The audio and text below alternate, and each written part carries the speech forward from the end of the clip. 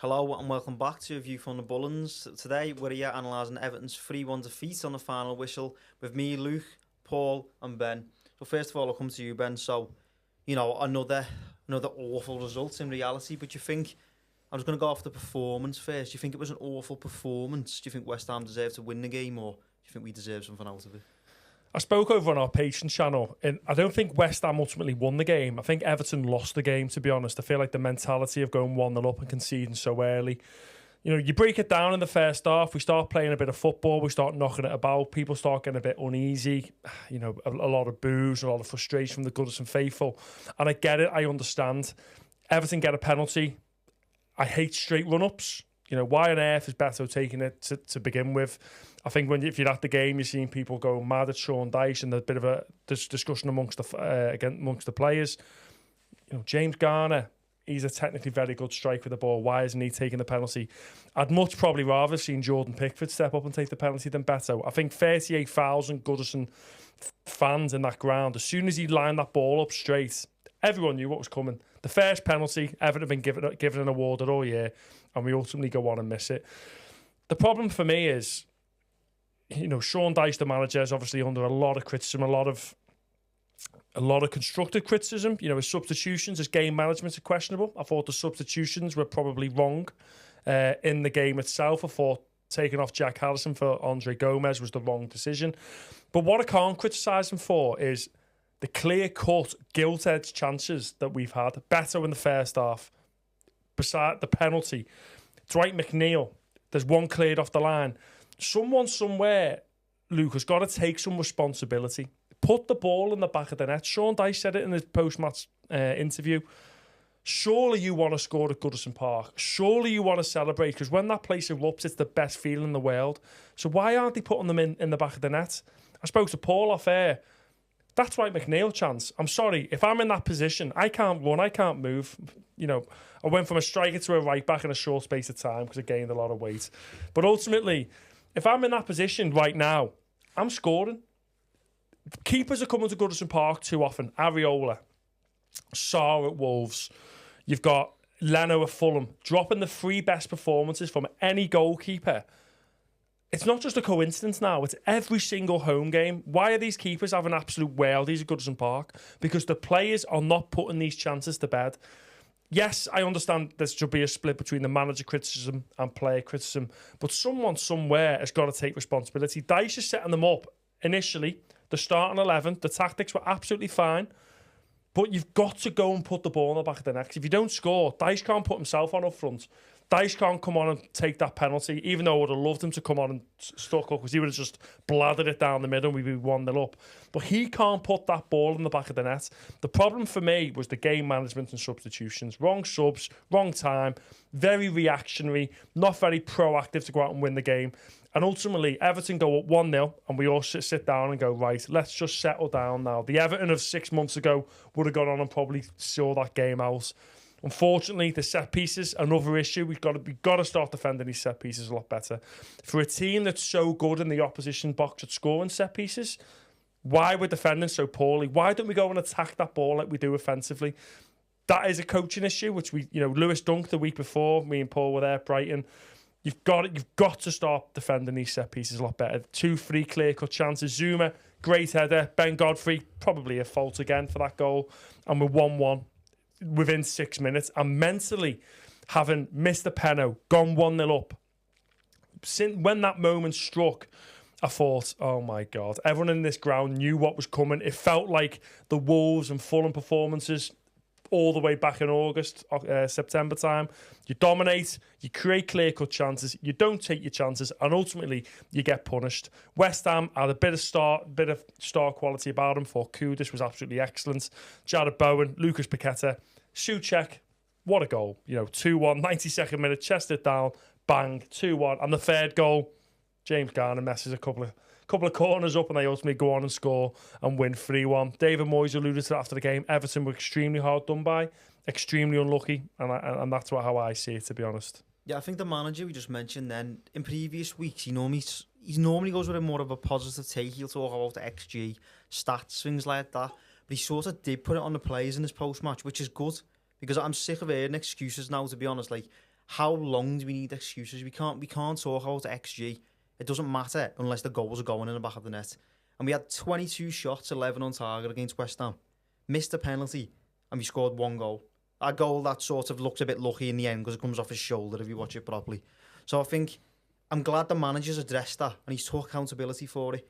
Yeah, his subs at times maybe aren't the best options, but to be honest, like, who's he really got to bring on?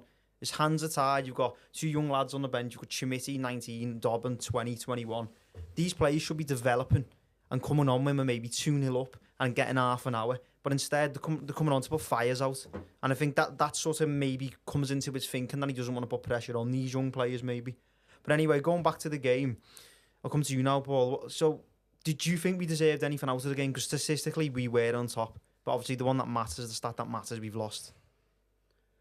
I think, obviously, Everton had plenty of chances. I think the saves that Areola made, apart from the penalty, obviously, which is dive the right way and you may have a chance of saving. I think all them saves you'd expect your keeper to make. If it's at the other end, you'd expect Jordan Pickford to make all them saves. I think Everton were toothless up front. I know we have a high XG. We created a lot of chances. I don't think none of them were really, really clear cut. Maybe apart from the McNeil one, I think at 1-0. I think that's one where you've got to look to put that away. And Areola, again, you just expect him to make most of these saves. And West Ham had a comfortable afternoon, really, because as soon as they scored, we didn't really offer anything to kind of break them down. We huffed and puffed. I think our substitutions were poor. Every single one of them made us worse for different reasons. I'll start with, I think, Better for Dominic Calvert-Lewin was the first sub, if I'm not wrong. Better was having a really good game, and especially second half, I thought. Obviously got his goal. He was causing chaos to West Ham, probably causing a bit of chaos to himself too, but that's how he plays. He's clumsy, he's unpredictable, and he's chaotic, but I think it was working in our favour Saturday. Then the substitution that I can't get my head around in no way, shape or form is Andre Gomez coming on as to start off with, and coming on for Jack Harrison, who I thought was, out of the 2 wingers, the one that was having the better game of the 2. Not that they were playing extremely well, none of the 2, but I think that chance from McNeil Harrison done quite well once he decides to not take a shot off. And when Andre Gomez came on, it kind of made the game pretty much end to end, and he can't cope with that physically. His body's not up to it. Why is he still at Everton then? If that's the case, we know that's the case. So why is he still there? Do you he's think? Slow. He's at Everton because no one wants to pay his wages. I think he's comfortable there. He knows that another 3-4 months getting top dollar, then he can go elsewhere, play somewhere. But that substitution for me killed the game. As I say, it was making the game pretty much end to end for us.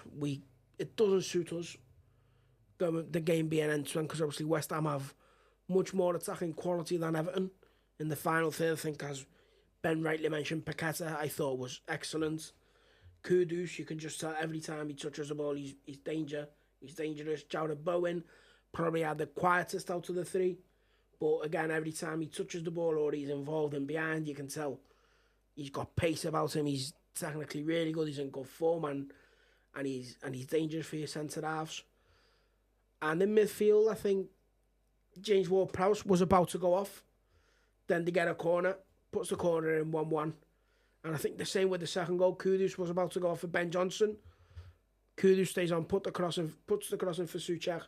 2-1 goes off for Ben Johnson, I think his name is, the young fullback for West Ham. And that's probably the most frustrating thing for me. West Ham didn't want the win. They were settling for the draw, and they scored 3 goals. I think that was the most frustrating thing for me, and I think Dyche needed to take a bit more accountability in his post-match comments. I think he made plenty of mistakes on Saturday. A lot, also along the players who made numerous mistakes in front of goal. What changes would you have made then, maybe on the hour mark? What would you have done personally? I think if you were to take Harrison off, it would have been for Lewis Dobbin. And I think apart from that, I think maybe Godfrey off for either of the fullbacks on the bench. I think all three offer more going forward than Ben Godfrey. And I don't think I will have changed much more, because I know that our squad is thin and our squad is struggling right now in terms of personnel and confidence and form. But I think when you change the system round and you put our famous show name on the Patreon, square peg round holes, you're gonna struggle. And I think that happened when we took Harrison and you then put James Garner out wide, which we have seen earlier in the season is not his best position. And I think it didn't help us, and we lost any kind of momentum we were trying to build. And then once they made it 2-1, it's game over. You're trying to push for the game. A poor corner from James Garner that can't beat the first man, gets to retake it. Same corner, can't beat the first man. Then sells a pass really short to Andre Gomez, and they're away on the break. And that's the difference between sides. They had 3 or 4 big chances and they took them, and we just can't take our chances. Yeah, in terms of obviously Onana's come back in from the start. Seen a few people saying he had quite a decent game, to be honest. Wondering what your thoughts are, and maybe like the positives from some of the players, maybe. It's hard to pick positives. There's an back of a 3-1 defeat and a 0 wins out of 10. Look, I like Amadou Onana. I think he's one of these players that like to get on the ball. I understand the criticism that comes, though, because we all know how much how he can influence a game. He gets hold of the ball, he looks out wide, he plays lovely intricate passes. I actually thought James Garner was particularly poor on Saturday. I didn't think he offered much at all. I think he's been a bit poor for a few weeks, to be honest. The only issue is Idrissa Gana-Gueye has been out injured, so there was no real depth in that position. Decore, ever since he's come back from injury, I don't think he's particularly done much, to be honest. He's fit. I don't think he's fit, and I think that Dyche's under a bit of pressure now, so we're trying to rush players back. I think when McNeil got injured against Crystal Palace earlier on in the season, he got rushed back a bit. He doesn't, he looks dead on his feet, Dwight McNeil, and I think the substitution was bringing Dobbin on for probably him. But then you argue that he creates the most chances out of any winger at the side at the moment. So it's difficult, isn't it? Beto got a goal, maybe a positive. I thought the reaction from Tarkowski at the full-time whistle on the post-match comments, he looked genuinely dejected. I think if it wasn't for, Pickford and the 2 centre-halves, you could probably are the only 3 players this season who can hold their hands up high and say, we've performed to the levels that we expect. The rest of the team was up for debate, to be honest. The right-back, Ben Godfrey, I've said it for a while, I think he's a PT. I think he's just he's quick, doesn't really offer much getting forward. Why can't a professional footballer take a throw? God knows. It just makes you think how bad the likes of Nathan Patterson must be if he's finding himself 4th choice. Seamus Coleman's on the bench now, obviously getting back to full fitness. If he's fit, he starts. 110% he starts for me. And it's mad, isn't it, the fact that we're talking about Seamus Coleman, who's been an absolute magnificent servant for this football club over the years, that should have been probably replaced 3, 4, 5 years ago. And we still find ourselves that he is still the best right back at the club. I thought Vitaly Mykolenko was exceptionally poor. Everton, for me, have the worst offensive fullbacks in the league. We don't offer any overlapping. We don't offer any attacking threat. We don't offer Dwight McNeil or Jack Harrison any additional, cover. We don't overlap. We don't create space. We're very predictable. And that's probably why we resort so much to going long, to going for your set pieces, because that's our bread and butter. This team is very a meat and potato pie. It's very basic. It's not like one of these steak and fancy ale pie, is it? It's very much not what you pie. Exactly. It's not what you see is what you get. It's kind of we know what we are. We're a team of 11 that will work hard, they grind, they grit, but there's no star quality. There's not one person in this Everton squad that gets me off my feet. The only player that you might say at times, Danjuma, maybe, but we've not seen it enough. Injured at the moment. There's no one that will get the game by the scruff of the neck and go, I'm going to be 2 or 3 players and get you a goal. You look at, Aston Villa, people talk about, we'll go back to the management again. How has Emery gone into that team, and replaced Steven Gerrard when they were like rock bottom? I'm sorry, but if Everton had Diaby, Leon Bailey, Ollie Watkins, Jacob Ramsey, Douglas Luiz, Yuri Tielemans, all 6 walk into this team, walk into this set of team offensive, attacking, can score goals. And I understand the frustration. McNeil works hard, hasn't got that star quality, hasn't got that bit of pace, has got a good, technically gifted cross on him. Jack Harrison works extremely hard off the ball, probably Everton's best winger, and that just speaks volumes for the lack of offensive threat that we've currently got. It's just, it's hard to find positives at the moment. You'd probably say the keeper and 2 centre-halves, Luke, to be honest, that's probably about it. Well, maybe as a little positive was the other results, obviously. Yeah, it was. Luton did come back after being 2-0 down, beating 3-2 in the end, thanks to Lucas Dean. Thanks a lot, Lucas. And then also, unfortunately in some way, but fortunately in another way, Liverpool got a 99th minute winner away against Nottingham Forest. So we haven't lost any ground, really. No one's gained on us, fortunately. So I think it's a bit of a let-off, really, this week, because they were close results as well. And we have got away with one, but let's move forward now onto the United game. So, in terms of selection, obviously there's a big gap after this game, a few weeks, I think it's 3 weeks we were discussing earlier. 3 weeks. So, you don't really have the excuse of fitness. You don't really have, you want to save a player for another game. And this is the type of game where maybe United away is one of them free hits. But now it's not a free hit because we've drew against Palace and we've been beaten against West Ham. So, do you think we can go to Old Trafford and get a result? I think anyone can go to Old Trafford and get a result this season. I think that's pretty obvious. We'll get chances because United allow a lot of shots on their goal, but you've got to look at our finishing. Will we be able to take our chances? Will we be clinical enough? Will we concede United chances like we did at the Goodison game when obviously they got that goal from Garnacho early on and then I think it finished 3-0, was it? It's one of them. I think they were unlucky not to get anything out of the City game. I think they defended really, really well. Going forward, they look quite poor on the ball. And Ten Hag's writing seems to be on the wall. Although I saw a crazy stat before the game that he's got the best win ratio of any Man United manager in history in his first 100 games, which I was extremely shocked by. But it's going to be a really tough game for Everton because, as I say, we're not great going forward. I think set piece wise, probably be your best bet to score against United. They've got quite a big team, the likes of Maguire if he's back, Varane, Scott McTominay, Onana. He's comfortable to come out for crosses, claim corners, and wide free kicks. But it's going to be a really complicated game the weekend. I think Everton obviously can get something out of it. I think anyone can do against Man United, due to the amount of shots they concede, the amount of chances they give the opposition, the lack of defensive structure, I'd say, that they've got.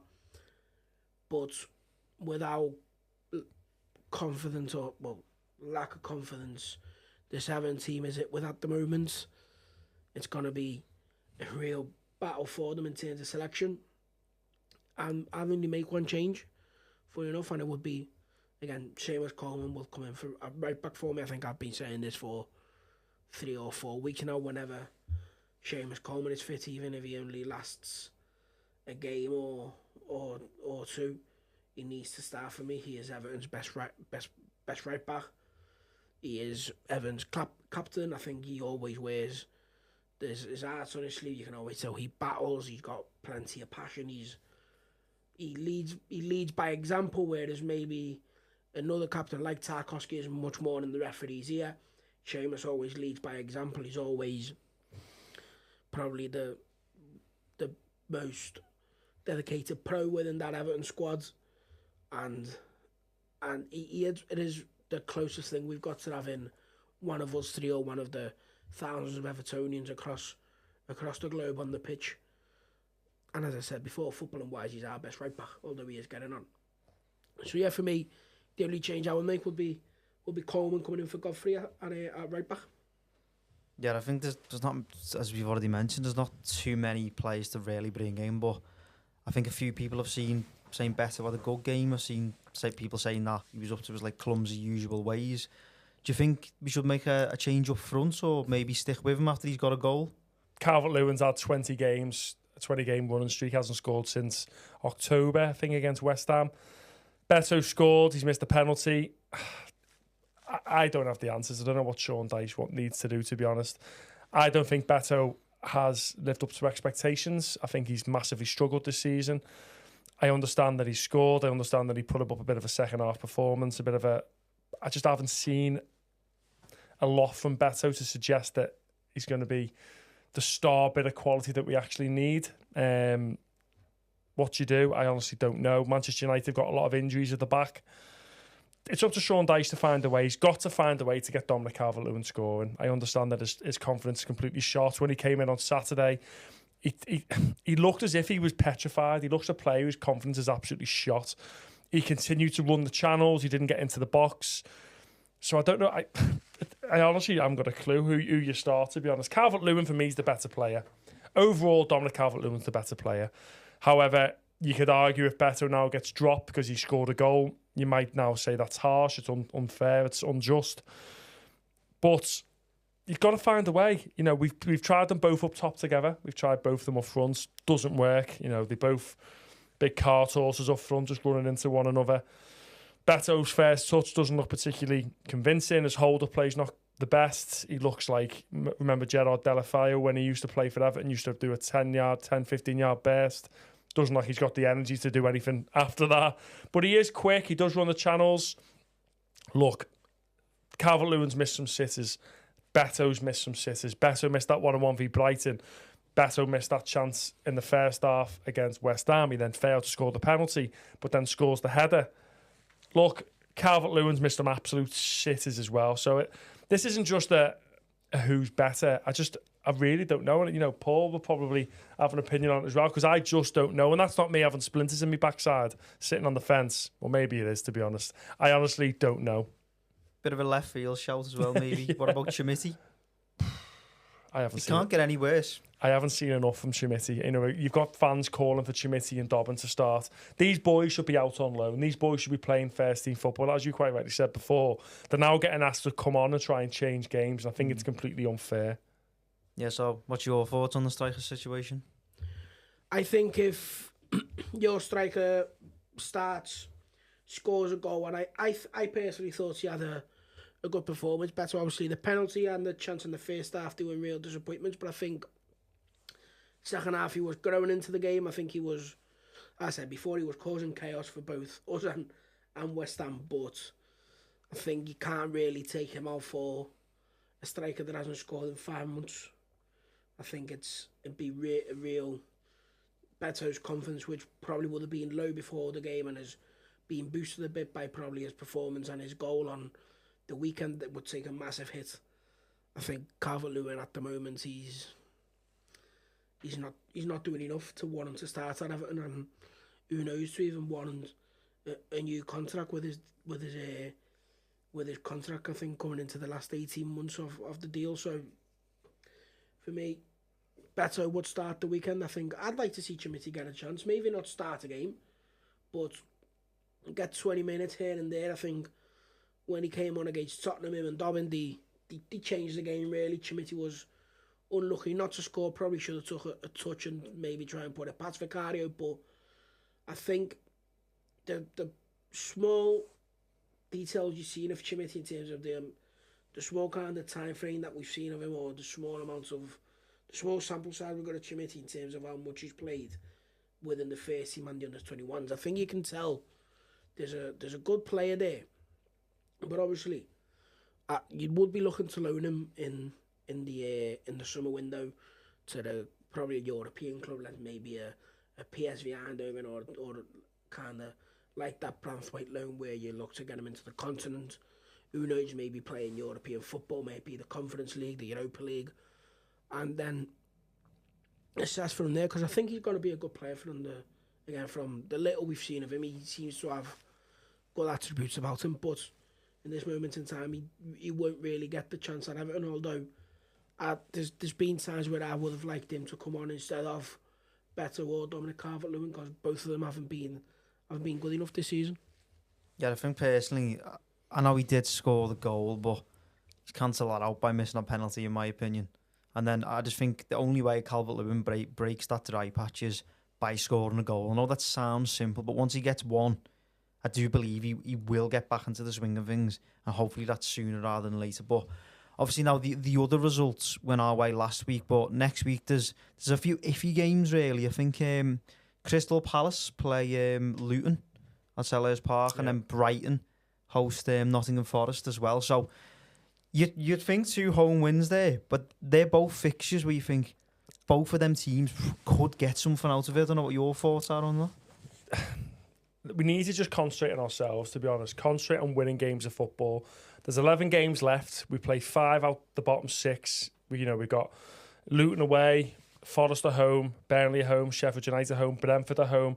They're the 5 games you need to be targeting. For me, I think we need 3 wins. That would take us to 35. That'd be 34 points. I think that'll probably be enough this season. I can't see Luton getting 14, 15 points now. Considering the potential second deduction? Yeah, I still think we need 3. Stable Forest for me, and I think Forest are going to get hit with 6 to 8. As long as we're ahead of Forest, come that commission hearing, we'll be absolutely fine. I think they're going to get hit very, very hard, but we can't rely on that. Let's just go out there, concentrate on ourselves. Manchester United coming. Look, they're on a bit of a dip. They've got a lot of injuries. Ten Hag's under a bit of pressure. There's a bit of dressing room unrest. A few of the players have leaked to the journalists and the newspapers that they're not happy with Ten Hag, and that's normally the writing on the wall when it comes to Manchester United. Rashford, it looks like he's not getting on with Ten Hag. Sancho's been shipped off to Dortmund. They played like a young 19-year-old from France who came on for Johnny Evans on the Manchester derby. So let's go to Old Trafford and just think, look, we've got nothing to lose. Massive underdogs. Normally a lot better away from home, Everton. It's been, 11 or 13 years since we did that amazing... 2013. 11 years since Oviedo scored the last time we won. And this has gone into Manchester United's probably worst patch they've ever had as a football club. So let's try and get a bit of momentum now. We go there, you play your game plan, you execute it well, you sit back, you play on the break. United are going to come and want to try and get a response now. Their fans are going to be extremely angry and upset with obviously what they've seen at Manchester City. They were absolutely mullered. It should have been 4 or 5-1, to be honest. Absolute wonder strike from Marcus Rashford. Probably the only chance they really created. But you look at the Manchester United pictures and none other than Anthony Martial is being wheeled out once again, back in training, as always, to play against Everton. A player who only ever seems to score against Everton. You probably put him alongside Jordan Ayew as another player. Charlie Austin. This type of mould who will only ever score against Everton. So players like that coming back is mentally, it is worrying. They've got, Garnacho since that wonder goal against us. Hasn't done a thing. McTominay, he's been playing well. Bruno Fernandes, Casemiro. They've got a good midfield, Manchester United. But you'd say Everton got lucky last weekend. We got beat, probably a game we should have won. Luckily for us, Luton got beat last minute. Forest got beaten last minute. Brentford conceded a late equaliser against Chelsea. Sheffield United play tonight against, obviously, Arsenal. And then Burnley get beat at home against Bournemouth. And I watched that game and I thought it was quite a poor game of football, to be honest, from both teams were exceptionally poor in that game. So, yeah, Everton just need to start winning football games. No wins in 10 is an issue, and we can't hide that fact. I'm a big Sean Dyche fan. I think right man, right time, but we can't hide the fact that any manager going through a spell as we're currently going under, when you face the likes of Crystal Palace and West Ham at home, he can't come under some sort of criticism. But ultimately, I agree with you. The players need to take the biggest responsibility. You can only set up to a way. Sean Dyche can't substitute himself on to go and score. He can't put himself in them positions. The players have to take responsibility. I've been saying it all season. I think it's going to click in one game. I don't know when it's going to be. We can talk about stats, talk about underlying metrics, talk about numbers, but the facts are, if you don't win football games, you don't get 3 points. So, looking ahead, Everton need to just go there, game plan, try and get something from Old Trafford, and then look, after that, we've got a 3-week break. No football for 21 days. Then we play Burnley at home. Bournemouth away, sorry. And then our next home game after that is Burnley at home. Bournemouth away in 3 weeks' time. The teams around us play 2 or 3 times. So we've just got to concentrate on ourselves and hopefully they get beat. But if we get 3 wins, maybe 4 wins, we'll be fine. Yeah, can I get a bit of prediction for the game? Wow. I hate coming on and saying we're going to get beat. 1-1. I think I'll go 1-1. I think I think we'll score first, and then we'll be under immense amounts of pressure. I'm going to go 1-1, and I think that Decore will score. Fingers crossed. What about yourself, Paul? I was going to go 1-1 myself, but seeing as I was going to go Decore with that goal too, but seeing as Ben has took it away from me, I'm going to go 2-1 Everton, and the other goal is going to be from Beto. If he starts or if he comes on? I think he'll start him. What's yours? I think we'll get beat 2-0, to be honest, but I don't mean mind saying, but my heart saying we'll win 1-0. But any other final thoughts before we finish up?